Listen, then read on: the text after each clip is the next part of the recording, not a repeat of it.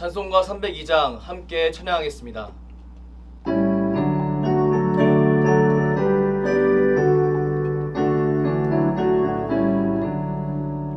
내 주 하나님 넓고 큰 은혜는 저 큰 바다보다 깊다.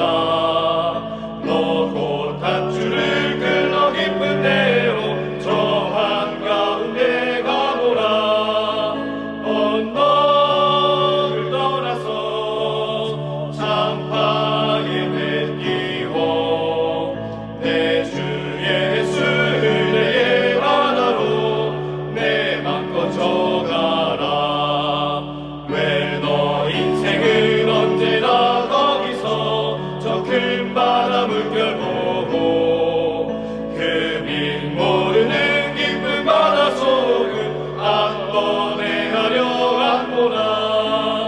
언덕을 떠나서 창파에 뱉기고 내 주 예수 은혜의 바다로 내 맘 꺼져가라. 많은 사람이 얕은 물가에서 저 큰 바다 가려다가 찰싹거리는 작은 파도 보고 마음 약하여 못 가네. 언덕을 떠나서 창파에 뱉기고 내 주 예수 은혜의 바다로 내 맘 꺼져가라. 자 곧 가거라. 이제 곧 가거라. 저 큰 은혜 바다 향해. 자 곧 내 노를 저 깊은 데로 가라. 망망한 바다로 언덕을 떠나서 창파에 뱉기고 내 주 예수 은혜의 바다로 내 맘 꺼져가라. 함께 기도하겠습니다. 사랑의 하나님, 우리를 주의 말씀 앞에 불러주시고 이렇게 주의 말씀을 묵상하게 하시니 무한 감사를 올려드립니다. 우리는 주님의 백성으로 주님이 주신 물질을 더욱더 잘 사용하길 원합니다. 하나님의 나라를 위해, 하나님의 의를 위해 먼저 물질을 사용하는 삶을 살길 원합니다. 성령 하나님, 하나님 앞에 나아가는 주의 백성들에게 하나님께 붙들린 인생이 누릴 수 있는 평안과 소망을 더하여 주시옵소서. 사랑하는 수유제일 교회 성도님들이 하나님 안에서 더욱 복된 삶을 살길 원합니다. 예수께 구하게 하시고 예수의 은혜를 누리는 인생이 되게 하여 주시옵소서. 그리하여 주가 주신 힘과 능력으로 자신의 삶의 문제를 이겨내는 복된 인생이 되게 하여 주시옵소서. 사랑하는 담임 목사님을 위해 기도합니다. 주가 세우신 주의 종 가운데 영육 간의 강건함을 더하여 주시옵소서. 그리하여 주가 맡기신 사명을 충성스럽게 성령 충만으로 감당하게 하여 주시옵소서. 주의 종이 말씀을 전할 때 하늘의 위로가 성도들 가운데 함께 있게 하시고 사랑하는 성도들이 주의 말씀으로 말미암아 다시 일어나 하나님 나라를 힘껏 살아가게 하여 주시옵소서. 이제 주의 말씀을 묵상합니다. 통독하는 말씀과 선포되어지는 말씀을 통해 내 삶 속에 변화가 있길 원합니다. 성령 하나님, 우리의 심령을 주관하여 주시옵소서. 감사드리며 예수 그리스도의 이름으로 기도합니다. 아멘. 오늘 우리에게 주신 하나님 말씀은 전도서 11장입니다. 너는 내 떡을 물 위에 던져라. 여러 날 후에 도로 찾으리라. 7에게나 8에게 나누어 줄지어다. 무슨 재앙이 땅에 임하는지 내가 알지 못함이니라. 구름에 비가 가득하면 땅에 쏟아지며 나무가 나무로나 북으로나 쓰러지면 그 쓰러진 곳에 그냥 있으리라. 풍세를 살펴보는 자는 파종하지 못할 것이요 구름만 바라보는 자는 거두지 못하리라. 바람의 길이 어떠함과 아이벤자의 태에서 뼈가 어떻게 자라는지를 내가 알지 못한 같이 만사를 성취하시는 하나님의 일을 내가 알지 못하느니라. 너는 아침에 씨를 뿌리고 저녁에도 손을 놓지 말라. 이것이 잘 될는지 저것이 잘 될는지 혹 둘이 다 잘 될는지 알지 못함이니라. 빛은 실로 아름다운 것이라 눈으로 해를 보는 것이 즐거운 일이로다. 사람이 여러 해를 살면 항상 즐거워할지로다. 그러나 캄캄한 날들이 많으리니 그 날들을 생각할지로다. 다가올 일은 다 헛되도다. 청년이여, 내 어린 때를 즐거워하며 내 청년의 날들을 마음에 기뻐하여 마음에 원하는 길들과 내 눈이 보는 대로 행하라. 그러나 하나님이 이 모든 일로 말미암아 너를 심판하실 줄 알라. 그런즉 근심이 내 마음에서 떠나게 하며 악이 내 몸에서 물러가게 하라. 어릴 때와 검은 머리의 시절이 다 헛되니라. 아멘. 전도서 11장 중 1절부터 6절까지의 말씀을 중심으로 내 떡을 물 위에 던져라 라는 제목으로 하나님 말씀을 선포하겠습니다. 사람에게 물질은 너무나 중요합니다. 그 이유는 생존을 위해 물질이 필요하기 때문입니다. 사람은 식물이 아닙니다. 그렇기에 사람은 광합성으로 살 수 없습니다. 사람은 양식을 먹어야 합니다. 물을 마셔야 하고 음식을 먹어야 합니다. 그리고 잠잘 곳도 필요합니다. 또한 입을 옷도 필요합니다. 사람은 생존을 위해 물질이 필요합니다. 다른 동식물과 같이 흙으로 빚어지고 흙으로 돌아가도 사람에겐 물질이 필요한 겁니다. 그렇게 모든 사람은 물질을 중요하게 여길 수밖에 없습니다. 그리고 사람은 어느 순간 물질만 중요하게 여기는 삶으로 쉽게 빠지곤 합니다. 그렇게 원순이 물질을 가지고 사람을 유혹합니다. 사람이 물질만 중요하게 여기는 삶을 살도록 원수가 사람의 시야를 좁혀버리는 겁니다. 사람에게 물질은 악한 것이 아닙니다. 왜냐하면 하나님이 지으신 물질은 선하기 때문입니다. 하지만 이 물질을 바라보는 사람의 마음은 쉽게 악해질 수 있습니다. 왜냐하면 물질은 너무나 자극적이기 때문입니다. 우리 디모데전서 6장 10절 말씀을 함께 읽겠습니다. 돈을 사랑하며 일만하게 뿌리가 되나니 이것을 탐내는 자들은 미혹을 받아 믿음에서 떠나 많은 근심으로써 자기를 찔렀도다. 아멘. 사도 바울은 돈을 사랑함이 일만하게 뿌리가 된다고 선언합니다. 여기서 우리가 주의할 것이 한 가지 있습니다. 그것은 바로 사도 바울이 돈이 일만하게 뿌리가 된다고 이야기하지 않았다는 사실입니다. 우린 이 사실을 분명히 해야 합니다. 하나님이 만드신 물질은 너무나 선하고 귀합니다. 절대 물질은 그 자체로 악하다고 여겨서는 안 됩니다. 하지만 이 물질은 너무 좋고 자극적이어서, 그리고 사람의 마음은 죄로 왜곡되어서 사람은 너무나 쉽게 물질만 사랑하게 되어버립니다. 그렇기에 사도 바울이 돈을 사랑함이 일만하게 뿌리가 된다라고 이야기하는 겁니다. 우리 주님은 이 물질에 관해 사람이 매우 협소한 관점을 가지고 있다는 사실을 너무나 잘 알고 계셨습니다.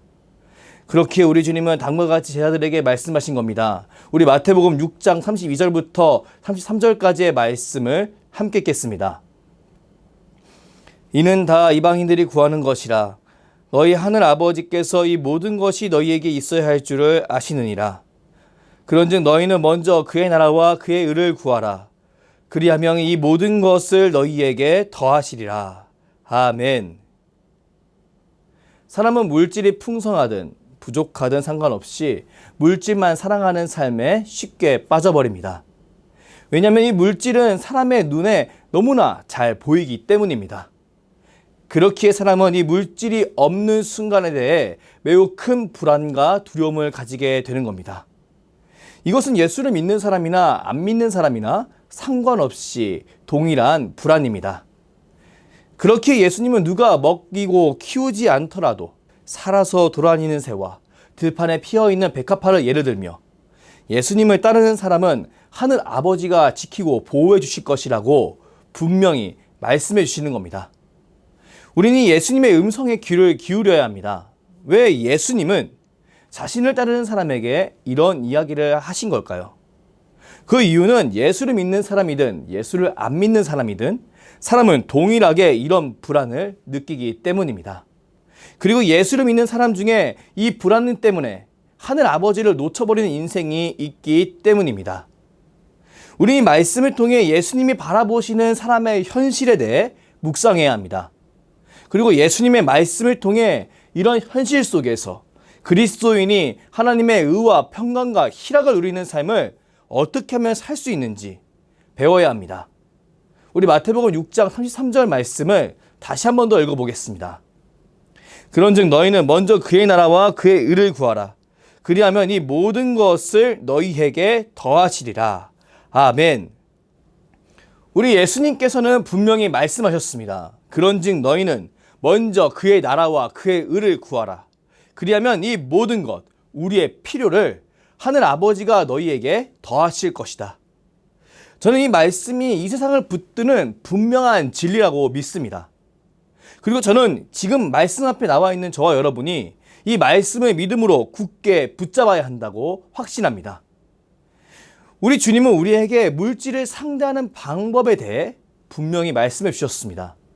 우리에게 꼭 필요하나 우리가 우상처럼 여기기 쉬운 이 물질을 어떻게 대해야 하는지 우리 주님께서 그리스도인에게 분명히 말씀해 주신 겁니다.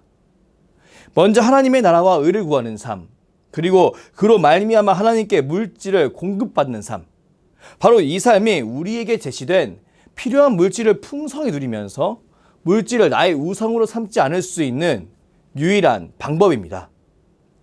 우리 주님은 이 방법에 대해 분명히 제자들에게 말씀해 주셨습니다. 그리고 예수님은 자신의 삶을 통해 이 방법이 삶 속에 어떤 역사를 일으키는지 분명히 보여주셨습니다. 예수님께서 세례를 받으시고 광야에서 시험을 치르시던 때를 떠올려 보십시오. 그때 예수님은 물질 공급을 강제로 차단당하셨습니다. 그리고 이제 돌들을 떡으로 바꾸라는 사탄의 시험을 받습니다. 그때 예수님께서는 어떤 반응을 하셨을까요? 우리 마태복음 4장 4절 말씀을 함께 읽겠습니다. 예수께서 대답하여 이르시되 기록되었으되 사람이 떡으로만 살 것이 아니요 하나님의 입으로부터 나오는 모든 말씀으로 살 것이라 하였느니라 하시니. 우리 예수님은 사탄의 유혹을 거절하셨습니다. 그리고 사람은 말씀으로 산다고 분명히 말씀하셨습니다. 이것은 사람이 물질이 필요한 존재이나 물질만으로는 살지 못하고 하나님의 말씀으로 살 때에만 온전히 물질을 도구로 사용할 수 있다는 예수님의 선언입니다. 예수님은 친히 자신에게 찾아온 시험을 하나님의 말씀으로, 하나님 말씀 중심으로 물리치셨습니다. 그리고 우리도 그런 삶을 살길 원하십니다. 오늘 전도서 말씀은 독특한 말씀으로 시작합니다. 우리 전도서 11장 1절부터 2절까지의 말씀을 함께 읽겠습니다. 너는 내 떡을 물 위에 던져라. 여러 날 후에 도로 찾으리라. 7에게나 8에게 나누어 줄지어다. 무슨 재앙이 땅에 임할는지 내가 알지 못함이니라. 아멘. 우리는 내 떡을 물 위에 던져라 라는 말을 보며 이것은 무엇을 의미하는가 라고 질문할 수 있습니다. 그리고 우리는 이 내용을 분석한 여러 주경학자들의 연구 내용을 통해 이것이 그 당시 문헌에서 자선이나 기부 행위를 가리키는 표현임을 알 수 있습니다. 전도자는 내 떡을 물 위에 던져라 라는 표현을 통해 성도에게 자신의 물질을 움켜쥐는 삶이 아니라 베푸는 삶을 살라고 권면합니다. 그리고 자신을 물질에 종속된 삶이 아닌 물질에서 자유로워지는 삶으로 만들어 가라고 권면합니다. 그리고 그 이유에 대해서는 앞으로 무슨 재앙이 땅에 임할는지 우리가 모르기 때문에 사람이 지혜롭게 하는 방법이 이것이라고 이야기합니다. 전도자는 사람의 한계를 바라보며 자신의 물질에 종속된 삶의 어리석음을 이야기합니다.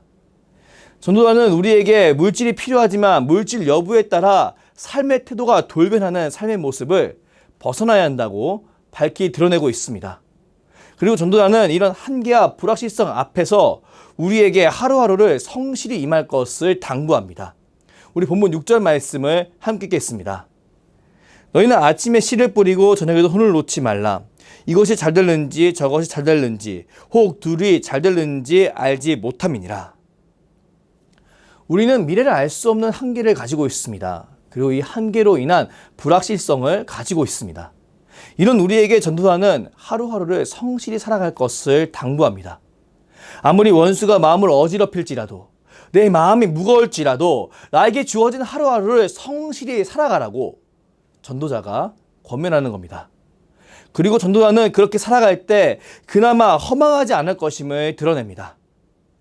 우리는 이런 전도자의 가르침을 통해 사람의 한계와 이런 한계 아래에서 사람이 할 수 있는 물질에 대한 바른 태도에 관해 묵상할 수 있습니다. 그리고 우린 더 나아가 허망하지 않기 위해 하루하루를 열심히 살아가야 하는 인생들이 하나님이 나를 구원해 주셨다는 감격 속에서 내 소망이 아니라 하나님의 소망을 위해 하루하루를 살아갈 수 있다는 사실이 얼마나 큰 축복임을 깨달을 수 있습니다. 전도자는 불확실성 때문에 우리 보고 오늘 하루를 충실히 살아가라고 권면합니다. 그러나 우리 주님은 하늘 아버지가 우리를 책임지시기에 불안할 필요가 없고 그저 오늘 주어진 그 하루를 하나님 나라와 의를 위해서 살아가라고 말씀하십니다. 우리는 이 전도자의 가르침과 우리 예수님의 가르침 사이에서 우리가 이미 누리고 있는 축복을 분명히 알 수 있습니다. 우리는 전도자의 말을 듣던 이스라엘 백성과 달리 하나님과 화해한 하나님의 백성입니다. 우린 예수 그리스도로 말미암아 하나님과 화해했습니다. 그렇게 우리에겐 사람의 한계뿐만 아니라 하늘 아버지의 도우심이 공존합니다. 그렇게 우리는 우리의 한계로 인해 물질에 종속된 삶이 아니라 하늘 아버지의 보호하심 아래서 하나님을 신뢰하며 아버지를 위해 오늘 하루를 충실히 살아갈 수 있습니다. 예수님의 중보와 성령님의 인도하심으로 하나님의 뜻에 합당한 삶을 살아갈 수 있는 겁니다. 우리 이런 현실 속에서 주님의 가르침에 합당하게 하나님 나라와 의를 위한 삶을 살아야 합니다. 그리고 구체적으로 오늘 우리가 읽은 성경 말씀인 내 떡을 물 위에 던지는 삶을 살아야 합니다.